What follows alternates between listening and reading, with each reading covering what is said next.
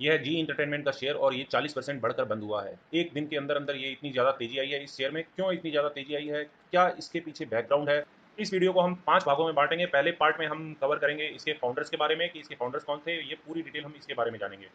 दूसरा हम जानेंगे एक ग्रुप कंपनी के बारे में जो इससे बहुत ज़्यादा रिलेटेड है और बहुत ज़्यादा इम्पैक्ट इसमें डालेगी। तीसरा हम जानेंगे शेयर होल्डिंग पैटर्न के बारे में। और फोर्थ में हम जानेंगे इस कंपनी की करंट सिचुएशन के ऊपर में। तो फिफ्थ में हम देखेंगे इसके फाइनेंशियल्स एंड टेक्निकल्स।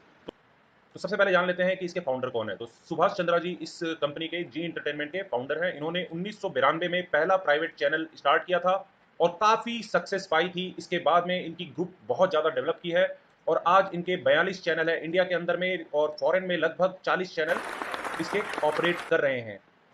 1 बिलियन से ज़्यादा इनके व्यूअर है और 12 लैंग्वेजेस में ये काम कर रही है। 12 लैंग्वेज में ये अपने कंटेंट को बनाती है। अब एक और इंपॉर्टेंट फैक्ट बता देता हूँ जो आगे आपको समझने में बहुत ज़्यादा काम करेगा। इनका बेटा का नाम है पुनीत गोयनका। तो पुनीत गोयनका अभी इस कंपनी के मैनेजिंग डायरेक्टर और सीईओ हैं।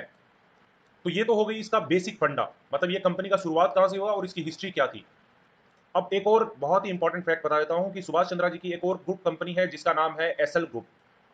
एसएल ग्रुप क्या करती है? एसएल ग्रुप सारे के सारे सेक्टर में घुसी हुई है। ये ऑनलाइन लॉटरी करवाती है। इसके एंटरटेनमेंट पार्क है। आप लोगों ने एसएल वर्ल्ड जरूर सुना होगा या एसएल वर्ल्ड आप लोग जरूर गए होंगे। ये एसएल वर्ल्ड की कुछ पिक्चर्स हैं। इनका वाटर किंगडम है मुंबई के अंदर में, ये बहुत ही ज्यादा फेमस है। और क्या क्या करती है कंपनी? तो डिश टीवी की होल्डिंग इस कंपनी के पास में है। वाटर किंगडम बनाया हुआ है। जी के कई नेटवर्क को इन्होंने खरीदा हुआ है। ईटीसी एंड अदर नेटवर्क में भी ये होल्डिंग रखती है। तो यहां तक मैंने आप लोगों को सुभाष चंद्रा जी के बारे में बताया और उनकी ग्रुप कंपनी के बारे में बता दिया है। अब आपको जी इंटरटेनमेंट के बारे में बताने जा रहा हूं। अब हम तीसरे फैक्ट की तरफ बढ़ रहे हैं। ये है शेयर होल्डिंग पैटर्न। सितंबर 2018 से लेकर जून 2021 तक का ये शेयर होल्डिंग पैटर्न है और यहाँ पे आप देख सकते हैं प्रमोटर की होल्डिंग 41.62% थी सितंबर 2018 में। और धीरे धीरे आप देख पा रहे होंगे कि ये 38% हुई, 35% हुई और सितंबर 2019 में 22% हो गई। और दिसंबर क्वार्टर में पहुंचते पहुंचते इसकी 5% से भी कम होल्डिंग हो गई, मतलब 40% से सीधा 5% की और इसने जर्नी अपनी स्टार्ट कर दी। अब थोड़ा सा इस ग्रुप को इनलार्ज करते हैं और तो अभी यहाँ पे आप देख पा रहे होंगे ये सारी कंपनीज हैं जो इसको होल्ड करती है या ये प्रमोटर कंपनीज हैं। इसमें आप देख सकते हैं एसएल ग्रुप के कई सारे नाम इसमें शामिल हैं। तो यहाँ पे देख सकते हैं इनकी जो होल्डिंग थी वो 25% थी, 25% थी यहाँ पे, और यहाँ पे ये धीरे धीरे रिड्यूस होकर बिल्कुल खत्म सी हो गई है। सेम केस है सारे के सारे ग्रुप के अंदर में। एसएल ग्रुप ऑफ कंपनीज के अंदर में सारा का सारा खेल ये ऊपर की जो चार कंपनी है ना, एक दो तीन और ये चार, इन चारों में ही जो गेम चल रहा है वो चल रहा है। तो ये रिड्यूस क्यों हो रहे हैं? ये प्रमोटर की होल्डिंग इस तरह से रिड्यूस होने का कारण क्या है? तो इसका मेन रीजन ये है कि सुभाष चंद्रा जी ने बहुत ज्यादा जगह में पांव पसार दिए और उन्हें अच्छे से संभाल नहीं पाए, या फिर उन्होंने डेप्ट बहुत ज्यादा ले लिया, मतलब कर्जा बहुत ज्यादा ले लिया और उसे चुकाने में असमर्थ होने लगे। जिन बैंकों में इन्होंने लोन लिया हुआ था उनके पास इन्होंने ये शेयर्स गिरवी रखे थे, मतलब प्लेज कर दिए थे। अब क्या हो रहा है, जब वो अपना उधार चुका नहीं पा रहे हैं तो वो क्या कर रही है, बैंक्स और जो भी ग्रुप्स के पास इन्होंने अपने शेयर गिरवी रखे थे वो धीरे धीरे अपने शेयर्स बेचने लग गए और अपने जो दिए गए लोन को इनकैश करने लग गए। तो इस कारण से इनकी होल्डिंग बिल्कुल खत्म हो गई। अब ये प्रमोटर बिल्कुल आउट हो चुके हैं इस कंपनी से। इनकी होल्डिंग मात्र 4% के नीचे बची हुई है।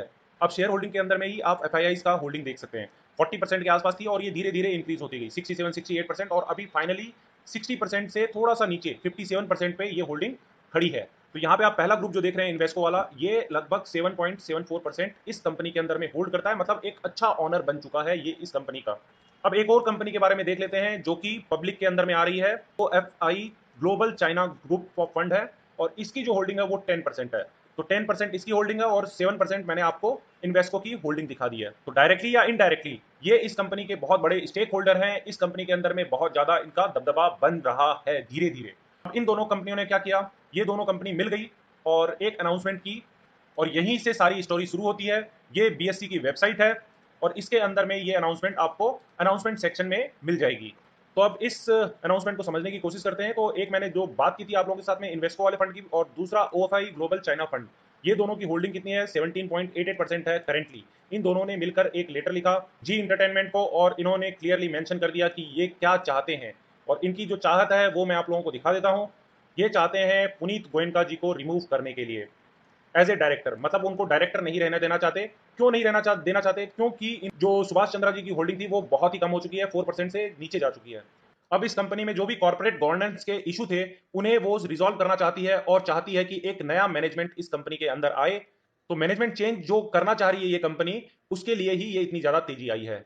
और इसमें दो आदमी को रिमूव करने की बात है। एक है मनीष चौकसी और दूसरे हैं मिस्टर अशोक कुरेन। इन्होंने 13 तारीख को ही अपना रेजिग्नेशन दे दिया है। अगर एक्चुअल शब्द में जाना जाए ना, तो इन्होंने रेजिग्नेशन नहीं दिया है, बल्कि इनको निकाल दिया गया है। अब इन दोनों ने क्या किया था भाई कि इनको रिमूव करने की बात आ रही है? तो पुनीत गोयनका जी है जो इनके मेन हेड है, उनकी 46% सैलरी हाइक की थी।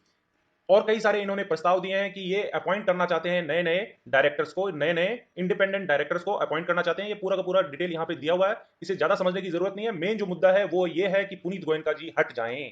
और जैसे ही ये मैनेजमेंट चेंज की बात आई, वैसे ही बहुत सारे ग्रुप एक्टिव हो गए। आपको दो ही चीज पे ध्यान देना है, एक बोफा के ऊपर में और एक रेर, RARE, राकेश झुंझुनवाला की ये कंपनी है। इन्होंने 50 लाख शेयर राकेश झुंझुनवाला ने खरीदे हैं और 48 लाख शेयर दूसरी बोफा सिक्योरिटीज ने खरीदा है। और बाकी सबने क्या किया है, बाय सेल ही किया है। तो इस पे कंसंट्रेट करने की जरूरत नहीं है। इनकी शेयर होल्डिंग में कोई फर्क नहीं पड़ा है, खाली ये एक नए दो आदमी इसमें घुस चुके हैं। मान लेते हैं इस स्टॉक के फाइनेंशियल्स। तो इसकी प्राइस टू अर्निंग 25 के पास में चल रही है, इसकी बुक वैल्यू 105 के पास में है। इसका डिविडेंड यील्ड हालांकि इतना अच्छा नहीं है। अब देख लेते हैं इसके सेल्स एंड मार्जिन के फिगर को। तो ये इसके सेल्स एंड मार्जिन के फिगर हैं, 2006 से लेकर आज तक का फिगर यहाँ पे प्रेजेंट है। और देख सकते हैं क्वार्टर वाइज इसमें हमेशा ग्रोथ ही दिखाई दी है। हालांकि इसके जो मार्जिन है ना, ये नेट प्रॉफिट मार्जिन, वो बहुत ही ज़्यादा फ्लक्चुएटिंग रहा है। कभी ऊपर गया है, कभी नीचे गया है, कभी ऊपर कभी नीचे। और यहाँ पे आप देख सकते हैं जनवरी में ये नेगेटिव भी रहा है, जनवरी 20 में। अभी फिर से उछलकर 10% के आसपास में इसकी नेट प्रॉफिट मार्जिन मेंटेन किया हुआ है इसने। और ये है इस कंपनी की बैलेंस शीट। तो बैलेंस शीट में आप बोरोइंग का फिगर देखेंगे तो ये बोरोइंग बिल्कुल कम थी, और एक टाइम में ये 2016-17 में इसकी बोरोइंग काफी बड़ी थी। उसके बाद में इसकी बोरोइंग वापस कम हो गई। और ये जो प्रीवियस में हम बात कर रहे थे ना, वो बोरोइंग थी किसकी, सुभाष चंद्रा जी की एसएल ग्रुप की बोरोइंग थी। और वहां पे इनको प्रॉब्लम आई, वो बोरोइंग को चुकाने में प्रॉब्लम आई। इस कंपनी की बोरोइंग में कोई भी दिक्कत नहीं है। ये जी इंटरटेनमेंट का डेली चार्ट है, और यहाँ पे आप देख सकते हैं ये जो वॉल्यूम आया ना, ये वॉल्यूम बेसिकली बाइंग और सेलिंग जो बहुत ज़्यादा कर रहे थे ना, आपको दिखाया अभी, जो बहुत ज़्यादा बाइंग और सेलिंग हुई है, एक एक रुपये के लिए जो बाइंग और सेलिंग हुई है, उसी में ये वॉल्यूम अच्छा डेवलप हो चुका है।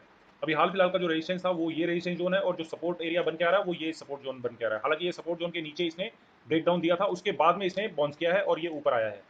और अभी ऑलमोस्ट इसने अपने रिसेंट हाई को ब्रेक करके ऊपर की जर्नी स्टार्ट की है। तो अगर यहाँ पे आपको एंट्री करनी है तो यहाँ पे स्टॉप लॉस आपका 200 का रहेगा। 200 के स्टॉप लॉस के साथ में इसमें ट्रेड किया जा सकता है, बाई किया जा सकता है। लेकिन इसमें कैपिटल कितनी डालनी है आपको, तो 2 से 5% के बीच में आप इसमें कैपिटल डाल सकते हैं। इसमें इस कंपनी के अंदर में कई सारे रेजिस्टेंस जोन आगे में मिलने की उम्मीद है।